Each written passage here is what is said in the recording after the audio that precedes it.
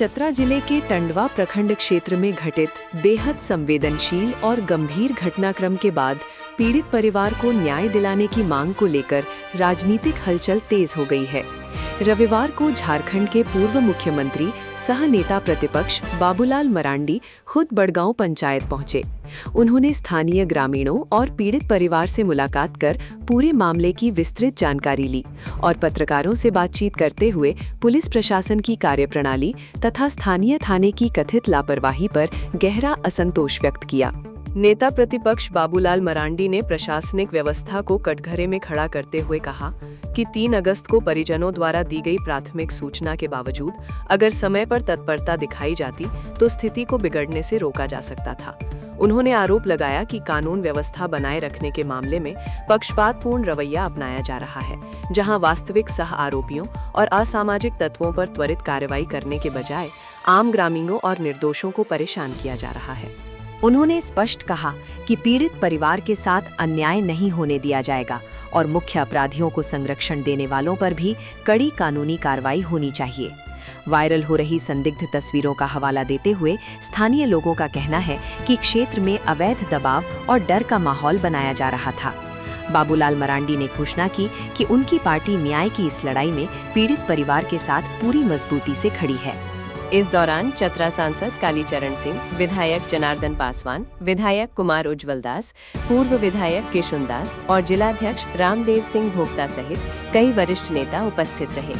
टंडवा मामले पर नेता प्रतिपक्ष बाबूलाल मरांडी के इस कड़े रुख और बड़गांव दौरे पर बनी हमारी ये रिपोर्ट। राज्य के हर बड़ी खबर के लिए बनी रहिए हमारे साथ न्यूज़ स्केल लाइव।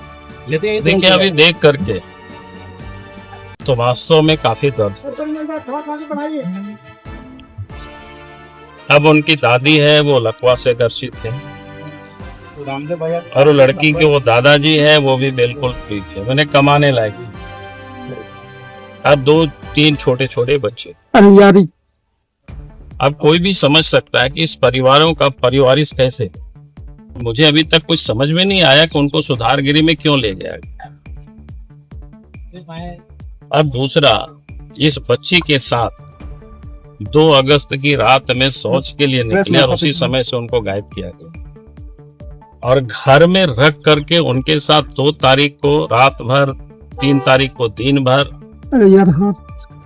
और 3 तारीख को रात भर और 4 तारीख को किसी प्रकार से बच्ची सुबह भाग करके निकल आती है और परिवारों को आप बीती कहानी बताती। जानकारी जो मिली है, 3 तारीख को गांव के लोगों ने टंडवा थाना को सूचित कर दिया था कि ऐसा ऐसा बच्ची गायब। थाना का क्या दायित्व था, प्रशासन का क्या दायित्व था, उसी दिन छापा मार लेते तो मैं नहीं समझता हूं कि शायद इतनी बड़ी और घटनाएं। और इमरोज नाम के लड़का के बारे में जो लोगों ने बताया, पहले भी पॉस्को एक्ट में वो जेल में बंद रहा है, जमानत पर थे। तो जब थाना को इन्फॉर्म किया तो पुलिस प्रशासन का काम था सबसे पहले, जब उसके घर के सामने उस लड़का का घर था तो पुलिस को तो वहां छापा मारना चाहिए। तो इतनी बड़ी घटना ये नहीं घटी,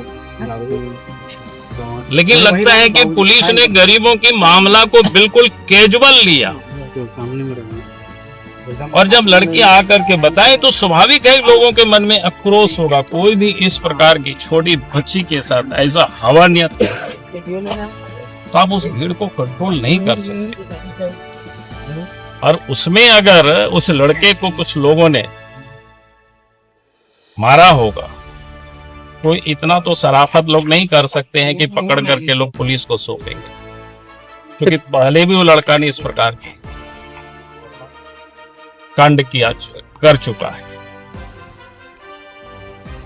और उसके बाद 56 या कितने लोगों के ऊपर नेम एफआईआर किया, बाकी 150 ऐसे कुछ लोगों का मैंने क्या बोलते अज्ञात एफआईआर किया हुआ है, लोगों को परेशान कर रहे हैं। अब बच्ची की माँ बाप को जेल में बंद कर दिया, भाई उनका क्या कसूर है। और जिस बेटा ने हवनियत किया था, पिताजी, उनकी माँ और उनकी भाभी के ऊपर भी बच्ची ने एफआईआर किया।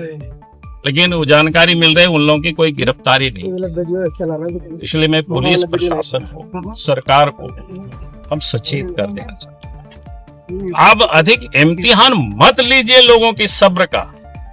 कितना को आप गिरफ्तार करेंगे, आपकी जेल में भी जगह नहीं होगी। इसीलिए आप उनके माँ बाप को जो गिरफ्तार किया है उसको आप छोड़ दीजिए, बच्ची को वापस घर में ला दीजिए। जिन लोगों ने ये कुकर्म किया है वैसे लोगों को आप कठोर सजा दीजिए।